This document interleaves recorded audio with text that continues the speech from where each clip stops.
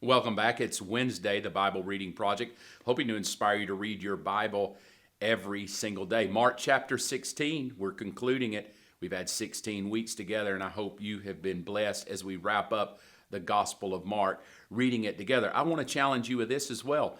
Go back and just rehearse all of them again.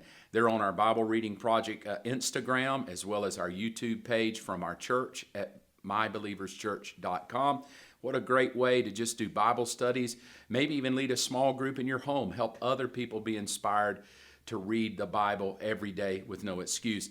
We're in Mark 16. Let's jump right in. Verse 9, just a few verses today, but I hope it challenges your heart. Then I want you to stay around at the end because I'm going to challenge you with the same prayer I've been challenging you with, and I now hope it's in your heart. Let's jump right in. Verse 11, New Living Translation, verse 9 through 11.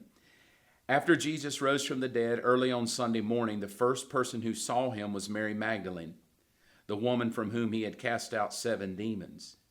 She went to the disciples who were grieving and weeping and told them what happened. But when she told them that Jesus was alive and she had seen him, they didn't believe her.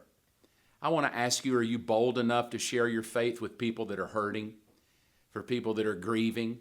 Do you see people at work that may be sad, but you just walk right by them? They may be complaining they have a migraine today. Maybe they're complaining their shoulder hurts. Maybe they're just fearful. They're anxious, nervous about the future. They've lost a job. Maybe their husband or wife, their spouse, has been furloughed from a job, and you hold the resurrection power and life of Jesus in you. But do you just walk by those people? Do you just assume that it'll all work out okay? That over time will heal all wounds? Because that is the greatest lie we've ever been sold as humanity, is that time will heal all wounds. If time healed all wounds, and according to science, we're billions of years old, well, we should all be walking around in total peace, safety, health, and, well, long life. And yet if you look around, what you see is exactly the opposite.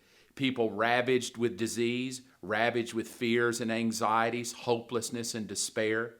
Mary Magdalene comes from the tomb that day and goes to the disciples who are weeping and sad. And she said, "Hey, fellas, he's alive." And I love the response. It says, yeah, but they didn't believe her. What a letdown to her own faith.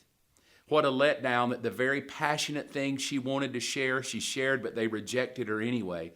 And that's what I want you to challenge you with today. Do you believe in such a way, in such a depth, that if people even rejected you, it wouldn't bother you? You would keep offering the life of Jesus anyway. Because that's Mary Magdalene. She got rejected, but she kept offering the life of Jesus anyway. I think a lot of times the reason we don't want to really be bold with our faith is we fear rejection. Well, what are they going to say? What if they don't believe like I believe? What if they don't get healed? What if I pray a prayer and things get worse?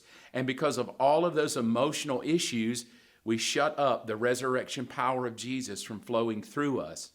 You see, to be the life of Jesus, the light of the world and the salt of the earth, it takes boldness. It takes somebody willing to say, hey, if I fail, I fail. If it doesn't turn out the way I want it to turn out, it doesn't matter, because I so trust the power of his life in me that I want to share it with you. Would you be so bold to do that today? Hey, we call it this, it's hump day, right? It's the middle of the week for you. Have you already shared Jesus with someone? It's the middle of the week. Have you prayed for someone? Have you called someone on the phone today and said, can I put my faith with you? Can I encourage you?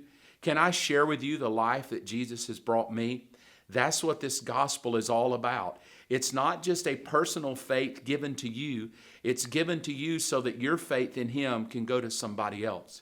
And this is the prayer. I'm going to do it all week long because I want you to know it. If you can use anything, Lord, you can use me. And if anybody comes across my path that needs you, may I ever be so bold to lead them to you. I want you to pray that prayer every day, not just today, every day. I want you to wake up and say, God, use me. Let your life, your resurrection power work through me to bring hope to somebody else. And even if they reject me and it doesn't go the way I think it should go, I love you enough to keep going. I bless you today. I pray that you grab a hold of great testimonies of how Jesus is going to use you. Hey, we're coming fresh off of celebrating the resurrection of Jesus. Keep it going strong in your life. People need his hope and they need his life. I love you. I'll see you tomorrow.